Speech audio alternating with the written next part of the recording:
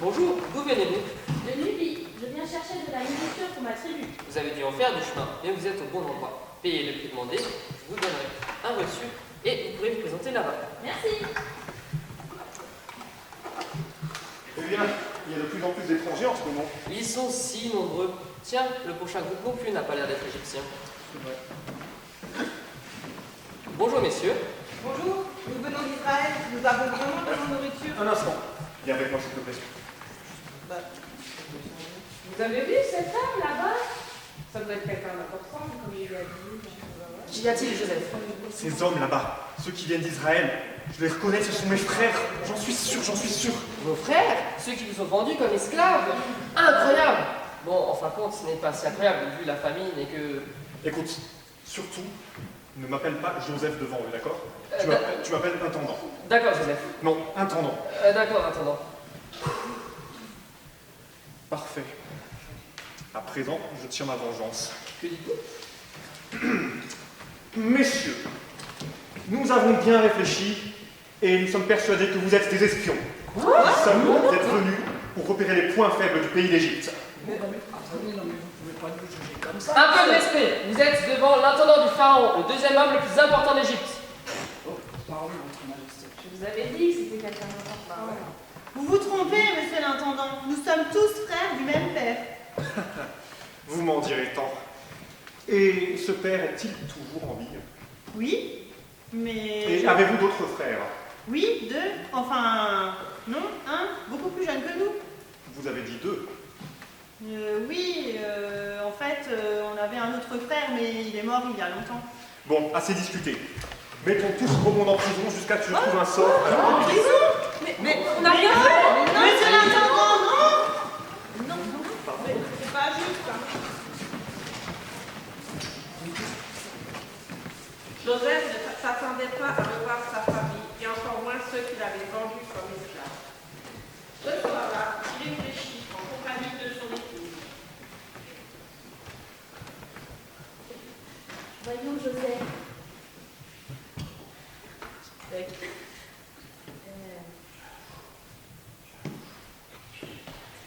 Tu as toujours... Tu devrais leur dire la vérité. Dis-leur que c'est toi et relâche-les. Mais tu ne comprends même pas ce qu'ils m'ont fait. Ils m'ont jeté en prison parce qu'ils étaient jaloux. Non, ils m'ont jeté dans un puits, puis ils m'ont vendu comme esclave. Tu ne comprends même pas. Là, c'est l'occasion pour moi de prendre ma revanche sur eux. Voyons, Joseph, tu as toujours suivi ce que le Seigneur te demandait. Et maintenant, tu voudrais te venger? Cela ne te ressemble pas. Regarde ce que tu es maintenant. Tu es l'intendant du pharaon. Cela ne te serait jamais arrivé s'il ne t'avait pas vendu comme esclave. Je suis sûre qu'ils regrettent ce qu'ils t'ont fait. Et ta famille en Israël, elle a sûrement besoin de la nourriture qu'ils ont demandée. Relâche-les, Joseph. C'est la meilleure solution. Bon. Je crois que tu as raison. Mais je ne leur dirai pas que c'est moi.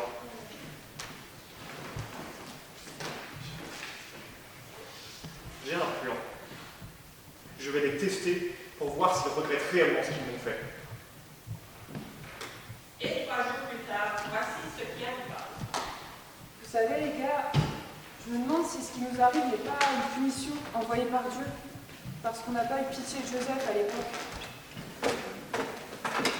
Messieurs, j'ai pris une décision. Je veux croire en ce que vous m'avez raconté. Je vais donc vous libérer. Sauf toi. Mais pourquoi, monsieur l'intendant? Il restera dans ma prison jusqu'à ce que vous soyez revenu en Égypte avec votre dernier frère dont vous m'avez parlé. Une fois fait, avant ça, vous pourrez recevoir toute la nourriture que vous souhaitiez, mais tant que vous ne serez pas revenu, il restera enfermé ici. Mais non, mais n'importe quoi. Pitié, Seigneur, vous m'abandonnez pas, hein. Revenez, hein. On va faire au plus vite. Cessez vos pleurnicheries et suivez mon serviteur. Il vous conduira là où vous recevrez vos vivres. Bon, allez, courage, Siméon. Dieu sera avec toi. À bientôt. Les frères de Joseph rentrèrent chez eux ainsi. Il fallait promettre à Jacob, leur père et chef, de les laisser repartir avec Benjamin. Vous voulez emmener Benjamin avec vous? Mais il n'en est pas question. Mais enfin, père, nous ne voulons pas. Nous devons l'emmener, sinon nous ne reverrons jamais Siméon. Oui, c'est vrai. Mais à l'époque, Vous n'avez pas su protéger Joseph et il est mort. Il va donc arriver la même chose à mon petit dernier. Allons, papa, je suis plus un bébé, laisse-moi y aller. Écoute, père, je m'en porte garant. S'il arrive quoi que ce soit à Benjamin, j'en serai le seul responsable. Mais ne t'inquiète pas, il lui arrivera rien. Bon, d'accord, Judas, je te fais confiance. Mais allez-y et ramenez-moi Siméon sain et sauf. D'accord. Et c'est ainsi que les frères, accompagnés de Benjamin, quittent Bruxelles pour la deuxième fois. Enfin, vous êtes de retour.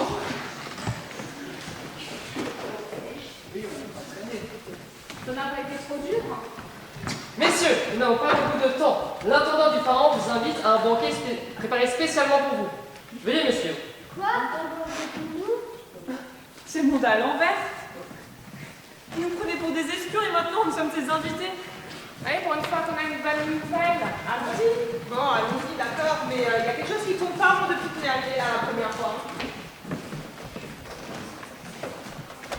Ah, messieurs, je suis content de vous voir de retour et Benjamin. Tiens, c'est bizarre. Je pense pas lui avoir pas dit le nom de notre plus jeune frère. Je vois que vous êtes au grand complet, cela est bien. Pour me faire pardonner d'avoir enfermé l'un de vous et de vous avoir fait perdre beaucoup de temps, je vous offre un repas. Installez-vous. Ah, merci, Votre Majesté.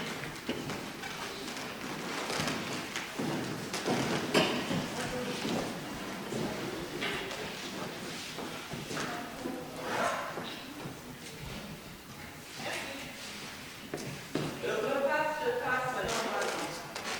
Tous les invités se régalent et découvrent la cuisine à laquelle il n'avait jamais goûté.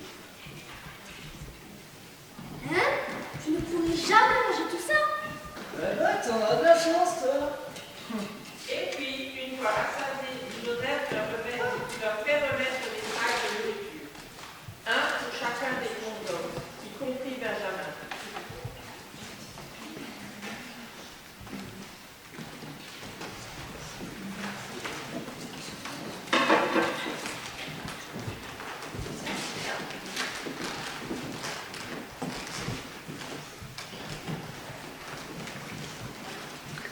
Puis, il remercie Joseph qui semble en direction d'Israël.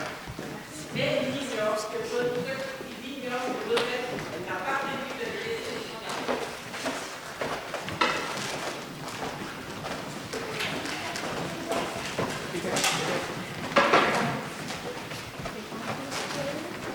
Halte, messieurs, halte. Il est arrivé quelque chose d'important. Et pourquoi ça ne m'étonne pas ça? Franchement, ça m'étonne vraiment pas qu'on nous laisse partir comme ça sans qu'il y ait quelque chose qui se passe. Vous devez le tenir urgemment auprès de l'intendant. C'est trop beau pour être vrai, hein. Les frères reviennent alors méditer après avoir pu voir le pain. Joseph est encore assis sur une chaise.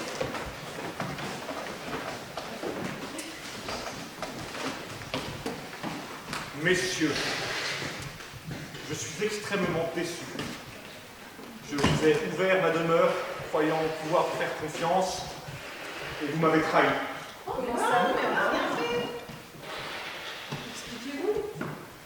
Ma coupe, celle dans laquelle je bois à tous mes repas, a disparu, et elle ne s'est sûrement pas évaporée. Vous êtes les coupables, j'en suis persuadé.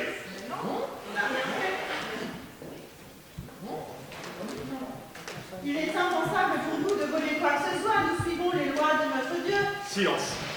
Montre-moi vos sacs. Et Allez-y, mais vous ne fouillez-les. trouvez rien. Vous ne trouverez rien.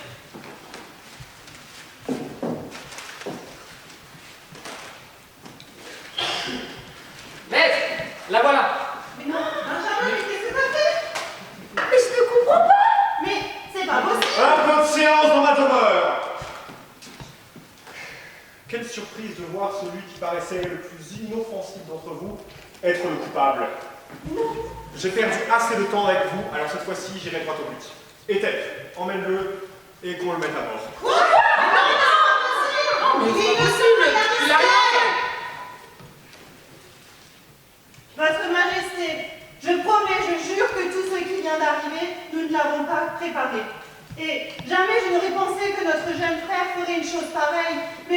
supplie, ne le tuez pas. Mettez-moi à mort à sa place. Je vais tout vous dire. Nous avions un autre frère, le préféré de notre père. Et nous l'avons envoyé à la mort, faisant croire à un accident, parce qu'on était tous jaloux de lui. Et là, tout ce qui nous arrive, c'est la punition que Dieu nous inflige pour nous rappeler nos torts. Et nous avons dû insister auprès de notre père pour pouvoir emmener Benjamin. Si nous ne pouvons plus l'emmener avec nous, il sera tellement triste. Mais par pitié, monsieur l'intendant, tuez-moi à sa place. Très bien. Relevez-vous. Vous m'avez convaincu. Mais Judas, tu vas mourir? Laissez-moi vous dire la vérité. C'est moi qui ai mis la coupe dans le sac de garçon. Quoi? Comment ça? Maintenant, regardez-moi.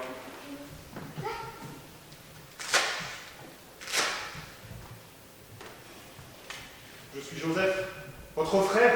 Joseph? Joseph? Joseph? Le Judas. Il a C'est moi, je suis là, tout va bien.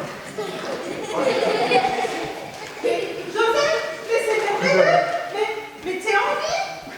Comment es-tu devenu l'homme de pouvoir? Ah, tout ce qui m'est arrivé là, c'est une longue histoire, une très longue histoire. Mais du début à la fin, j'ai cru que Dieu m'aiderait à m'en sortir. Joseph, pardonne-nous. Pardonne-nous à tout ce que nous t'avons fait. Oh, si tu savais, Père serait tellement heureux si tu revenais avec nous à la maison. Mais oui, mais je veux vous pardonner, Judas. C'est pour cela que j'ai organisé tout ce repas et toute cette mise en scène. Dieu n'appelle pas à la vengeance. Et tout ce qui m'est arrivé, c'était un plan pour moi et pour nous. Pour nous, car j'ai une proposition à vous faire, mes frères. Plutôt que de rester en Israël dans le désert, venez vous installer en Égypte. En Égypte? Mais avec toute notre immense famille? Oui, bien sûr, vous êtes les bienvenus. Et c'est ainsi que se terminent les aventures de Joseph. Il sera passé par de nombreuses étapes, de gardien de moutons à esclave, prisonnier et enfin homme très puissant. Et durant tout ce chemin, Dieu ne l'aura jamais abandonné. Et surtout, Joseph pourra se pardonner à ceux qui lui ont fait du mal. Toute la famille de Jacob, son père, viendra s'installer en Égypte pour vous. Joseph vivra très vieux. Et des centaines d'années plus tard, commencera l'histoire de vous. Mais ça,